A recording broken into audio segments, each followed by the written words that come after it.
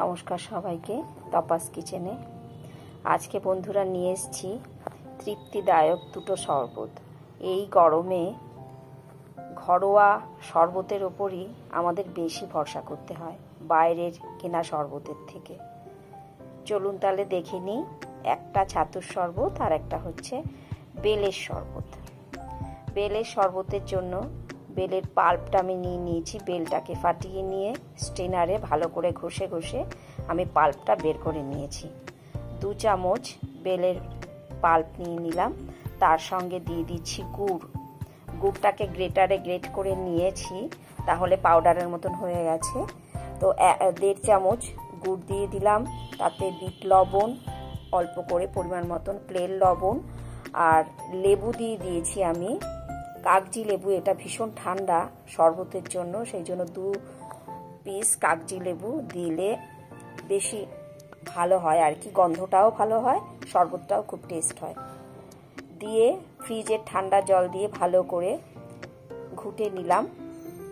এবার একটা গ্লাসে আমি সার্ভ করে দিচ্ছি। কিছু বরফের কুচি নিয়ে নিচ্ছি।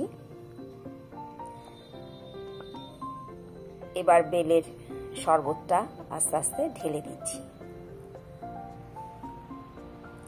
একেবারে ঘন যেটা হয় সেটা বেলের পানা হয়, তো শরবত হিসেবে খেলে একটু হালকা শরবতের মতন করলেই ভালো লাগে, সেই জন্য আমি শরবত হিসেবেই এটা করেছি। লেবু আর পুদিনা পাতার সঙ্গে সার্ভ করে দিলাম। ওপর থেকে দিয়ে দিচ্ছি অল্প করে বিট লবণ। হয়ে গেল বেলের একটা শরবত।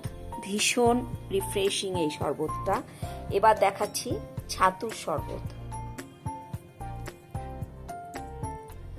ছাতুর শরবতের জন্য আমি ঘরেতেই কিন্তু ছোলার ছাতুটা তৈরি করেছি। ভাজা ছোলা কিনে নিয়ে এসে মিক্সিতে ব্লেন্ড করে নিয়েছি, ছাতুটা তৈরি হয়ে গেছে। 2 চামচ ছাতু দিয়ে দিলাম 1 গ্লাস শরবতের জন্য। তার সঙ্গে দিয়ে দিচ্ছি পরিমাণ মতন বিট লবণ, প্লেন লবণ অল্প করে দিয়ে দিলাম। এবার 1.5 চামচ আমি গুড় দিয়ে দিচ্ছি। গুড়ের যে পাউডারটা করেছি সেটা দিয়ে দিচ্ছি 1.5 চামচ। এবার দিয়ে দিচ্ছি লেবুর রস, 2 পিস লেবু দিয়ে দিচ্ছি। আমি এতেও কাগজি লেবুটাই দিচ্ছি। কাগজি লেবুটা ভীষণ ঠান্ডা আর খুব ফ্লেভারফুল। ফ্রিজে ঠান্ডা জল দিয়ে দিলাম।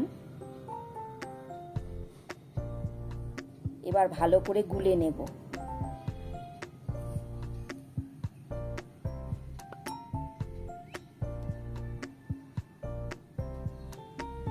ভালো করে গুলে নিলাম।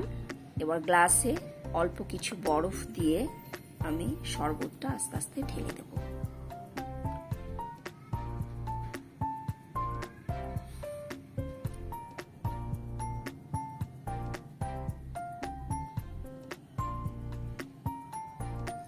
এটাকেও গার্নিশিংয়ে আমি অল্প করে 1 চির লেবু আর একটু পুদিনা পাতা, এর মধ্যে কিন্তু পুদিনা পাতা যদি দেওয়া যায় তাহলে কিন্তু এটা শরবতটা খুবই ভালো হয়, তো আমি দিলাম না, প্লেনই রাখলাম।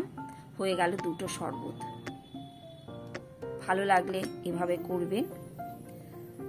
চলি, সবাই সুস্থ থাকবেন এই গরমে আর স্বাস্থ্যকর খাবার খাবেন। চলি।